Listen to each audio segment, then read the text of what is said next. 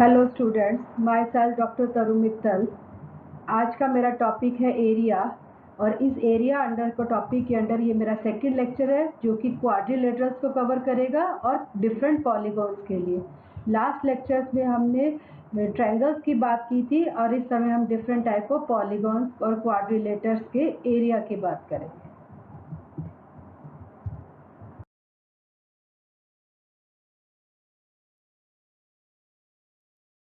सबसे पहले हम लोग देखते हैं इंट्रोडक्शन, और इंट्रोडक्शन में हम लोग ये देखते हैं कि किस तरह के फिगर्स को आप पॉलीगॉन के अंडर क्वाड्रिलेटर कैटेगरी में डाल रहे हैं। A plane figure bounded by 4 straight line. आपको अगर ध्यान होगा, मैंने ट्रायंगल में बोला था आप लोगों के लिए 3 स्ट्रेट लाइन, और क्वाड्रिलेटर में आप लोगों के पास 4 स्ट्रेट लाइन्स अगर आ जाती है और उसके अकॉर्डिंग जो फिगर बनता है, that figure is known as your quadrilateral. And a plane figure bounded by 3 or more 3 straight lines is a polygon as pentagon। Pentagon में हम लोग क्या बोल देते हैं? 5 साइड्स। मैंने आपको लास्ट लेक्चर में भी बोला था, पॉलीगॉन 3 और मोर साइड से ऊपर जो भी फिगर है वो आपके पॉलीगॉन में आ जाते हैं, बट 3 साइड वाले फिगर को हम ट्रायंगल कह देते हैं, 4 साइडेड फिगर को क्वाड्रिलेटर कह देते हैं। अब हम 5 साइड, 6 साइड, 7 साइड कुछ भी फिगर्स हो सकते हैं। 5 साइडेड फिगर को पेंटागन कह देते हैं, 6 साइड को हम हेक्सागन कह देते हैं, एंड मैनी मोर। और एरिया हम सब तरह के फिगर्स का कैलकुलेट कर सकते हैं। Now we start the different formulas related to the quadrilaters। सबसे पहले हम एक जनरल क्वाड्रिलेटर से शुरू करते हैं, जिसके अंदर हम लोग सबसे पहले एरिया निकालना सीखते हैं। एरिया को आप कैपिटल ए से डिनोट कर रहे हैं, and area is equal to half D cross P1 plus P2। What is D? D is the diagonal, जो कुछ भी हो सकता है क्योंकि दोनों डायगोनल्स की हमारे पास वैल्यूज डिफरेंट होती है। जिस डायगोनल को आप लेंगे, कंसीडर करेंगे, उसी के हम लोग परपेंडिकुलर्स को ड्रॉ करेंगे जब साइड से उस डायगोनल पर परपेंडिकुलर ड्रॉ किए जाते हैं। And what is the perimeter? Perimeter को हम कैपिटल पी से डिनोट करते हैं। फिर वही it is equal to sum of all 4 sides which is equal to A plus B plus C plus D. Next quadrilateral की वैरायटी आप लोगों के पास है रेक्टेंगल। रेक्टेंगल और स्क्वायर दो ऐसे हमारे पास फिगर्स हैं जो हम लोग अपने स्कूलिंग से सीख के आए हैं। रेक्टेंगल वो है जिसमें हमारे पास ऑपोजिट साइड्स इक्वल होती है, ऑपोजिट साइड्स पैरेलल होती है, और बेस एंगल आप लोगों के पास क्या होते हैं? 90 डिग्री होते हैं। यहाँ पर डायगोनल से रिलेटेड एक बात क्लियर होनी चाहिए सब लोगों को। डायगोनल हमारे पास इक्वल होते हैं और वो बाइसेक्ट भी करते हैं। बाइसेक्ट का मतलब एक दूसरे को आधे आधे पर क्रॉस करते हैं। तो इसका एरिया निकालने का फार्मूला हो गया हमारे पास L इंटू बी, यानी लेंथ इंटू ब्रेड्थ।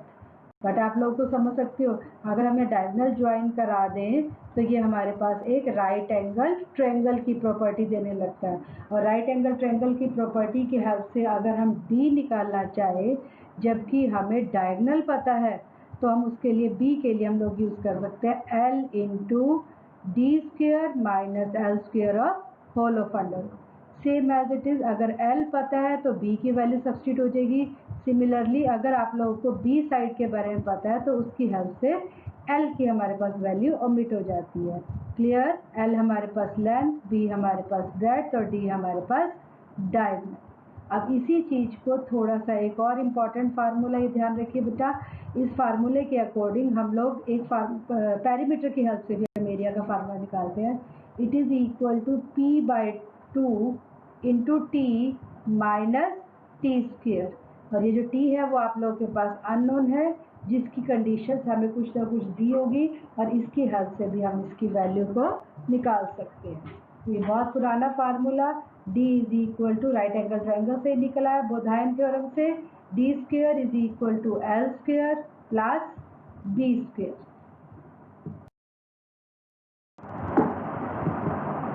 नेक्स्ट आप लोगों के पास निकल कर आ रहा है इसके पैरीमीटर के लिए।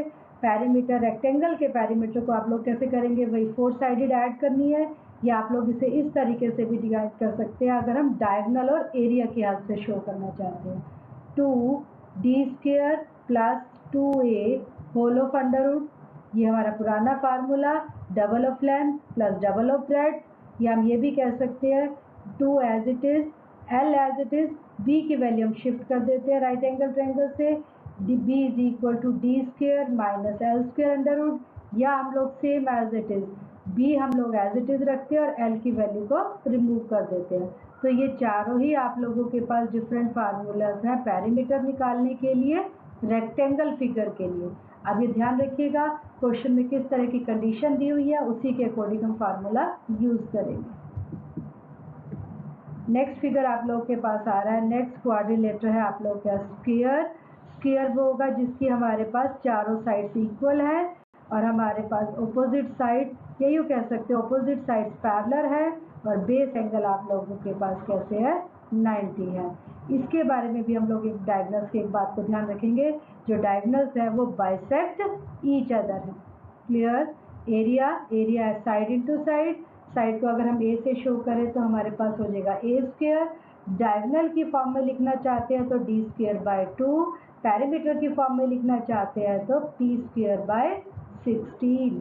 तो ध्यान रखिएगा एरिया कैलकुलेट के 3 फार्मूले, एक साइड की हेल्प से, एक डायगोनल की हेल्प से और एक पैरीमीटर की हेल्प से। अब इसका पैरीमीटर पी कैसे निकलेगा, चारों साइड्स को ऐड करके ए प्लस ए प्लस ए प्लस ए, ऐसा ना लिखकर हम लोग इसे सिंपल 4a लिख सकते हैं। और right angle triangle Baudhayana theorem की हेल्प से हम लोग a की वैल्यू निकाल लेते हैं, a is equal to 2d under root 2। Rhombus, rhombus आप लोगों के पास क्लियर होगा, हमारे पास चारों साइड्स की वैल्यू इक्वल होती है, ऑपोजिट साइड्स पैरेलल होती है, बट बेस एंगल 90 नहीं होते, ये चीज़ ध्यान रखिएगा। और डायगोनल्स के लिए भी एक कंडीशन आपको ध्यान रखनी पड़ेगी, diagonals are not equal and bisect to each other, वो इक्वल भी नहीं होते और बट अपने आप एक दूसरे को बाइसेक्ट करते हैं।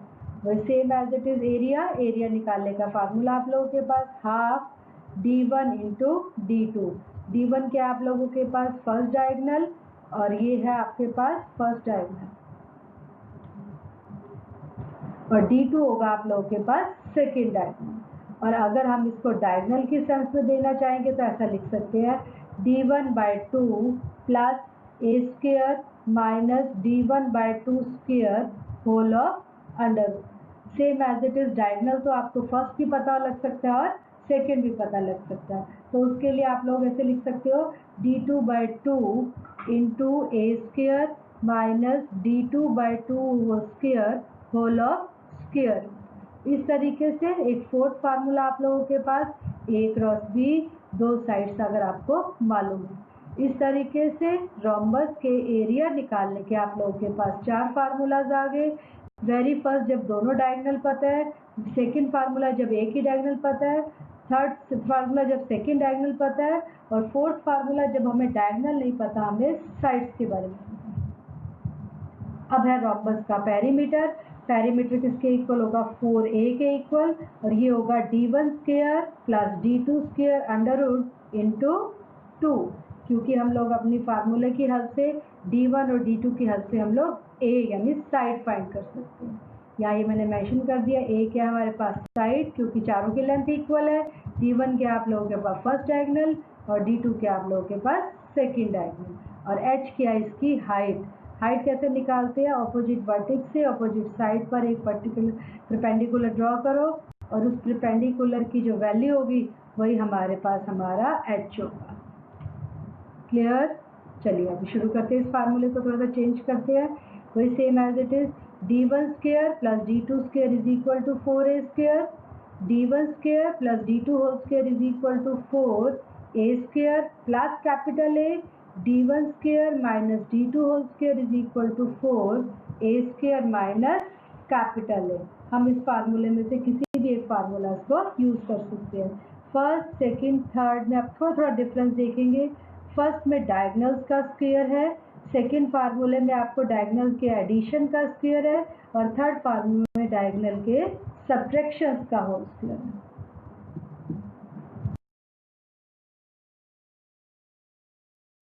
फिगर आप लोगों के पास है ट्रेपीजियम, ट्रेपीजियम में आप लोगों को हमारे पास दो साइड्स पैरेलल होंगी, डायगोनल्स इक्वल नहीं होंगे आपस में और एक दूसरे को बाइसेक्ट करेंगे डायगोनल।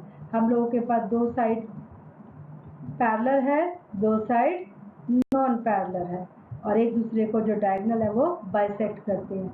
यहाँ भी एच कैसे निकाला जाएगा? ऑपोजिट वर्टेक्स से ऑपोजिट साइड पे एक लाइन ड्रॉ की जाती है जो परपेंडिकुलर है और इस परपेंडिकुलर की जो वैल्यू होगी वही हमारे पास क्या होगा? हाइट होगी। तो एरिया का फार्मूला हो गया हाफ ए प्लस बी इंटू एच। ए और बी हमारे पास पैरेलल साइड्स है, ध्यान रखिएगा इसमें पैरेलल साइड्स को यूज किया जाता है फार्मूले में, और एच आप लोगों के पास क्या है? Perpendicular distance. The next figure is parallelogram. Parallelogram में आप लोगों को अपोजिट साइड की लेंथ इक्वल होती है, अपोजिट साइड आपस में इक्वल इन पैरेलल होती है, बेस एंगल 90 नहीं होता। Clear? Same as it is area base into height, जहाँ से आप हाइट कैलकुलेट करेंगे वही साइड हमारी बेस होगी, base into perpendicular distance between the opposite side. Semi parameter के बेस पे भी हम इसका फार्मूला लगा सकते हैं, A plus B plus D whole by 2। इस फार्मूले को अगर हम हीरोज फार्मूले की तरह यूज करें तो 2s s minus A s minus B s minus D. Clear? अब हम चाहिए पैरीमीटर। पैरीमीटर तो आप लोगों को पता ही है, दोनों साइड ऐड करनी है 4-4 के साथ, तो आप लोगों के पास क्या हो जाएगा? Double of A plus double of B.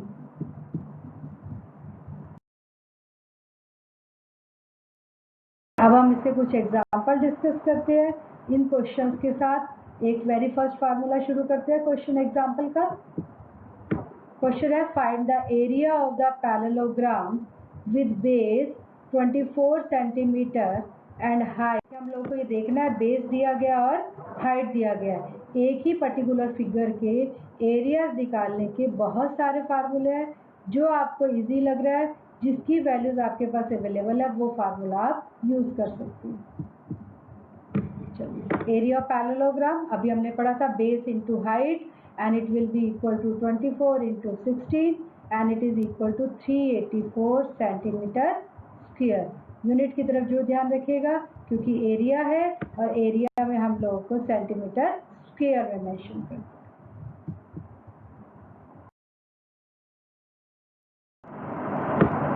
Next example आप लोगों के लिए एग्जाम्पल है the area of a square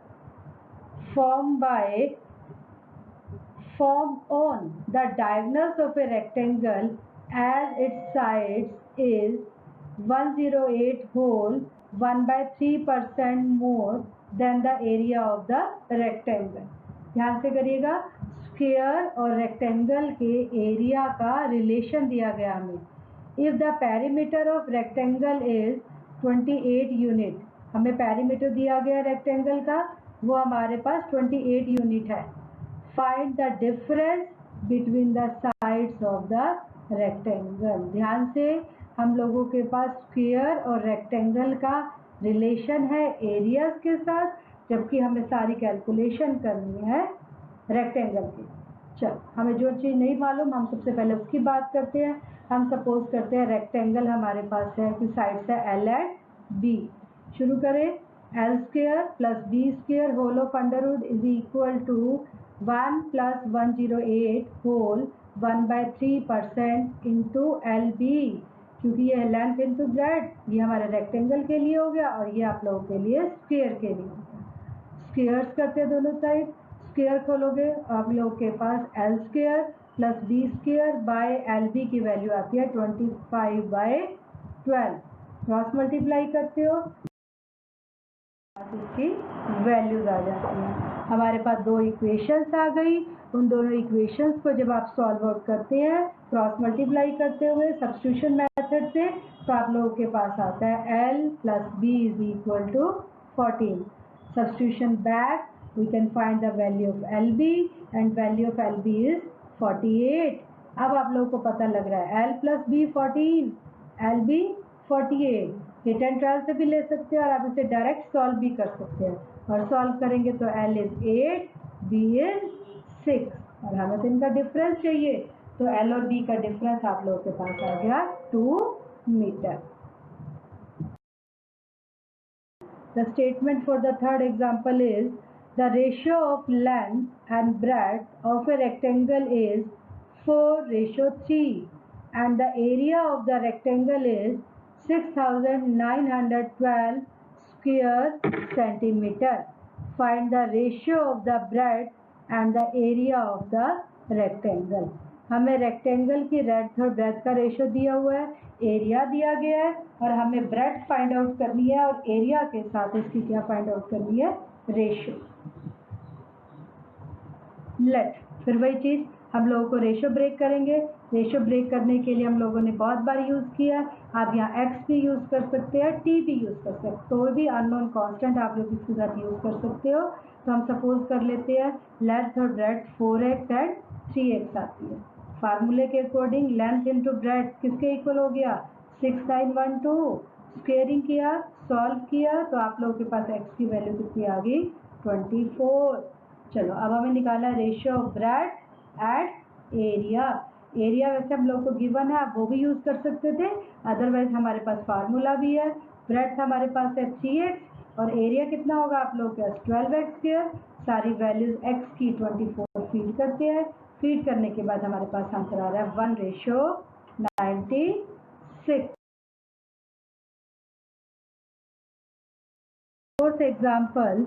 In the fourth example, first we read the statement. An order was placed for the supply of a carpet whose breadth was 6 meter and length was 1.44 times the breadth. It means हमें length दी नहीं गई but breadth के साथ 1.44 times है. What is the cost of the carpet whose length and breadth was 40% more and 25% more respectively than the first carpet? Given that the cost of the carpet is ₹45 square meter. शुरू हो जाते हैं हम लोग को bread तो है ही. सबसे पहले लेंथ निकालते हैं. लेंथ 1.44 टाइम्स ऑफ ब्रेड है तो it will be equal to 8.64. सबसे पहले एरिया निकालते हैं सेकंड कारपेट का. सेकंड कारपेट की सबसे पहले हम लोग चाहिए लेंथ. लेंथ है 45% मोर, 8.64 का 45% निकाला और ब्रेड्थ है 25% more than breadth of first carpet. और ये आप लोगों के पास 6 × 1 + 25/100 के इक्वल आ गया. और इस तरीके से आप सॉल्व आउट करते हो इसे तो 12.96 × 7 square metre. Cost for the second carpet, cost के सेम ही दी गई है. कॉस्ट फर्स्ट कारपेट की है 45 तो सेकंड कारपेट की एरिया के अकॉर्डिंग हमारे पास कॉस्ट आ गई 45 × एरिया. सॉल्व करते हैं तो आंसर विल बी 4082 रुपीज़ 40 पैसा. This is the answer.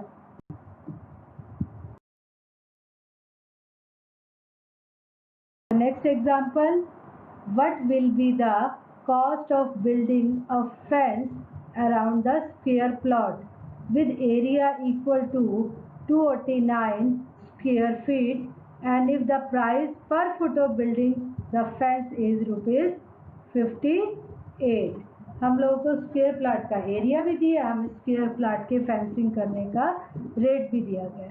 बहुत आराम से निकाल सकते हैं. स्क्वायर प्लॉट है, एरिया निकालते हैं side into side, that is 289. Side अपने पास आ गया 17. चलो फेंसिंग तो कॉर्नर कॉर्नर से होनी है तो फेंसिंग के लिए एरिया की बजाय क्या यूज हो रहा है, पैरीमीटर यूज हो रहा है. और पैरीमीटर किसके इक्वल होगा, 4a के इक्वल, क्योंकि स्क्वायर प्लॉट है. ए हमें ऑलरेडी गिवन हो चुका है हम लोगों के पास, वो हमारे पास हो गया 68 फीट. उसके बाद निकालते हैं अब हम कॉस्ट. कॉस्ट क्या हुई, क्या गिवन है कॉस्ट हमारे पास 58 रुपीज़. 58 रुपीज़ को अगर आप सॉल्व आउट करते हैं तो cost of building the fence is 68 × 58. Yes, 58. This implies the answer, the cost of building to fence is 3944 rupees.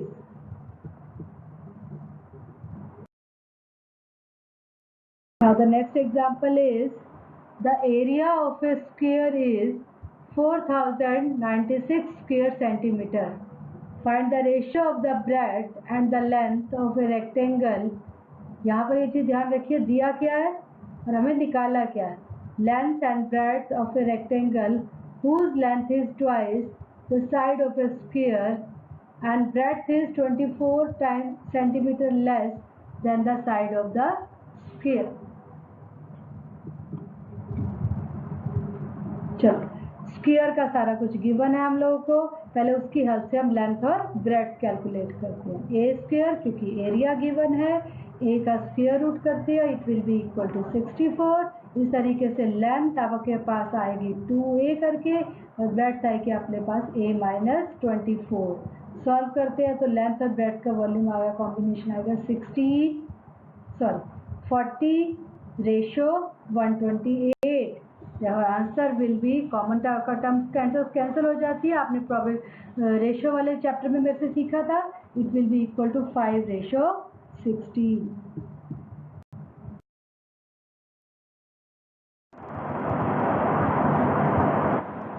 Now the next example is the perimeter of a sphere is double the perimeter of a rectangle। दोनों parameters rectangle और sphere का relation है हमारे पास। The area of rectangle is 480 square centimeter। Find the area of the sphere। हमें rectangle का area दिया गया 480 centimetre, हमें स्फीयर का एरिया फाइंड आउट करना। बहुत इजी, फिर वही बहुत सिंपल, जो नहीं है उसे लेट करके चलते हैं और बाद में उसी की वैल्यू हमारे पास ये निकल आएगी। Let the side of a square be L centimetre, the length and the breadth of the rectangle is L and B centimetre respectively. चलो रिलेशन रखते हैं, हमारे पास जो गिवन कंडीशन है उसके अकॉर्डिंग 4a किसके इक्वल होगा 2L प्लस B। जो वैल्यू नोन है वो यहाँ रख देते हैं हम लोगों के पास। L into B is equal to 480। We can not find L plus B only with the help of L into B. Therefore A can not be find, therefore area of sphere can not be find. क्योंकि आप लोग को यह थोड़ा सा और clear कर दूँ, आप लोग इक्वेशन देख रहे हैं, आप लोगों को L प्लस बी और A तीन अननोन है हमारे पास। सेकेंड इक्वेशन में आपके पास L और B दो अननोन्स है। तीन अननोन्स के लिए यूनिक आंसर के लिए हमें तीन वैरायटी चाहिए, तीन इक्वेशन चाहिए।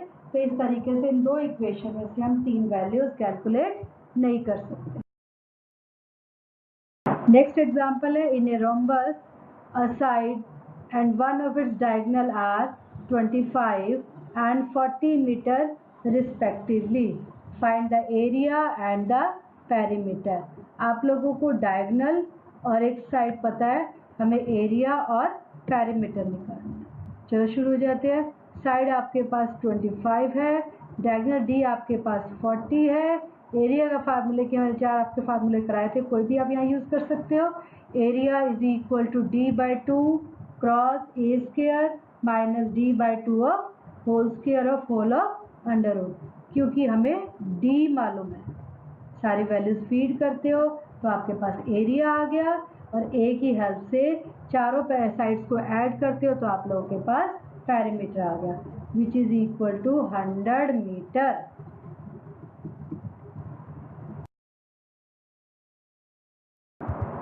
Now you have the next example. In a trapezium, the length of parallel sides are 20 and 25 meter respectively. The perpendicular distance between them is 12 metre. यानी हमें हाइट पता लग रही है साथ साथ। परपेंडिकुलर डिस्टेंस कह दिया दो साइड्स के बीच में तो वो उसकी हाइट हो गई। Find the area. बहुत इजी, बहुत सिंपल। पैरेलल साइड्स है ए और बी, उनकी वैल्यूज दिए थे 20 मीटर एंड 25 मीटर। हाइट जो हमने परपेंडिकुलर डिस्टेंस बोला गया, एच आप लोगों के पास है 12 मीटर। एरिया निकालने का फार्मूला बहुत simple, area is equal to half base into height into breadth. तो हम लोगों के पास कितना आ गया, half 20 plus 25 plus 20 plus 25 into 12. Answer will be 270 meter square.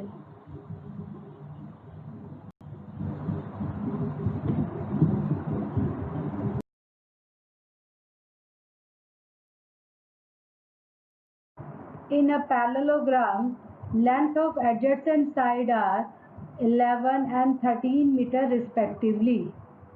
Let the length of the one diagonal is 60 meter. Find the length of the other diagonal. ध्यान रखिएगा बच्चा, हम लोगों के पास एक डायगोनल की लेंथ दे दी गई 60 मीटर और दूसरे की हमें फाइंड करना। बहुत इजी, बहुत ही ज़्यादा इजी। ए आप लोगों के पास 11, बी आप लोगों के पास 13, D1 आप लोगों के पास 16। ये तो गिवन है आप लोगों के पास सारी, और इन कंडीशंस को लगाकर हम फार्मूला लगाते हैं जो कि हमने पैरेललोग्राम में सीखा था। D1 square plus D2 square is equal to 2 into A square plus B square. Value वापस रखते हो तो आप लोगों के पास D2 स्क्वायर किसके इक्वल आ गया, 324 के इक्वल, और दोनों स्क्वायर रूट ले लोगे तो answer will be 18 metre.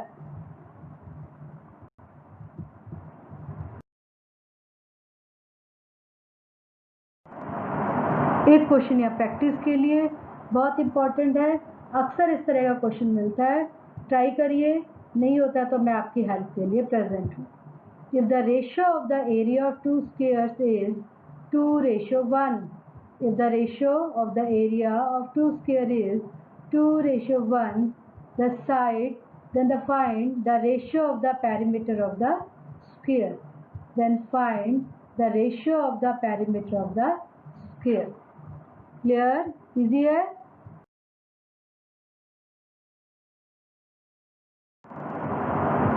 Thank you. अब मैंने काफ़ी कुछ कवर करने की कोशिश की है, बट प्रैक्टिस करिए, practice makes a man perfect. Don't forget to like the video, don't forget to subscribe. अपनी रिवार्ड के लिए तो मैं आपसे रिक्वेस्ट कर ही सकती हूँ। Thank you once again.